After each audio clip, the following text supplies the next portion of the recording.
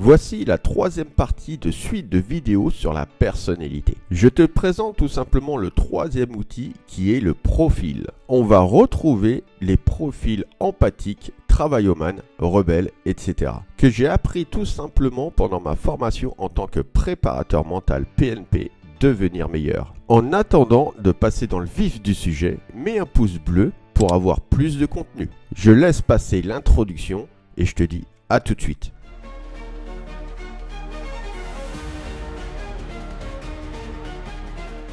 Encore une fois, tu trouveras exactement tous les outils en détail dans mon e-book, le guide complet de la personnalité. Le profil empathique. Ses points forts, il est sensible, compatissant et chaleureux. Il a besoin d'être reconnu en tant que personne et satisfaire ses besoins sensoriels. Et bien entendu, il fera des erreurs, l'auto-sabotage. Son comportement sous stress, il se suradapte et a bien du mal à dire non.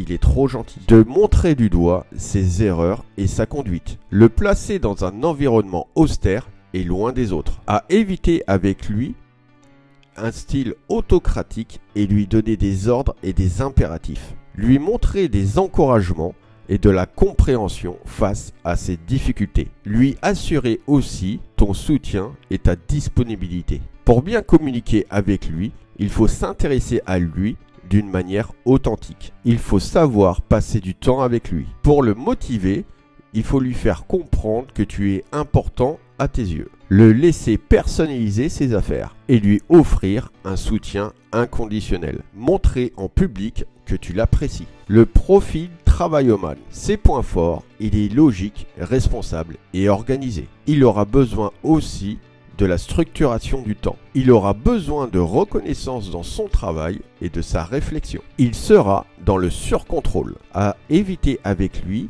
d'être trop familier, trop intime ou trop curieux. Son comportement sous stress, il sera perfectionniste et ne délègue pas. D'annuler un projet sans lui expliquer le pourquoi d'une manière logique. De contrecarrer ses actions et de la mettre en porte-à-faux. Ne pas être directif et lui répondre d'une manière neutre. Éviter l'excès d'humour ou l'émotionnel. Pour bien communiquer avec lui, il va falloir lui poser des questions, lui confier des problèmes difficiles à résoudre. Pour le motiver, il faut valoriser son travail, lui donner des dates limites dans ses projets. Le profil rebelle. Ses points forts, il est spontané, créatif et ludique. Il aura besoin de contacts ludiques, variés et amusants. Il blâme, n'est pas responsable, les autres ont tort. À éviter avec lui de lui contraindre des horaires trop stricts. Son comportement sous stress, il fait des efforts, râle et demande de l'aide. De lui donner un projet à long terme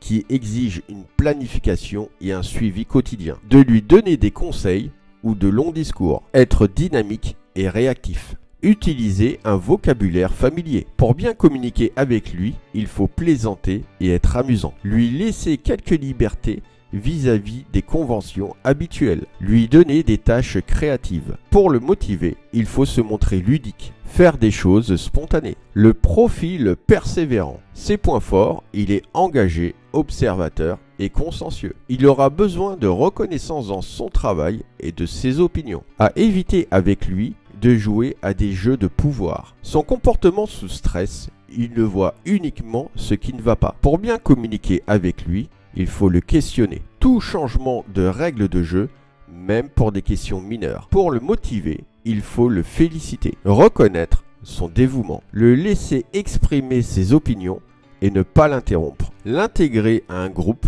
qui prend des décisions importantes. Lui montrer ce que tu respectes et ce que tu admires chez lui. Le profil promoteur. Ses points forts, il est charmeur, adaptable et entreprenant. Il aura besoin d'excitation et de sensations fortes. Son comportement sous stress, il laisse les autres se débrouiller et il manipule. Lui donner trop de secondes chances. À éviter avec lui de se montrer vague et fuir la confrontation. De lui confier des responsabilités et de lui demander des comptes sur des projets à long terme.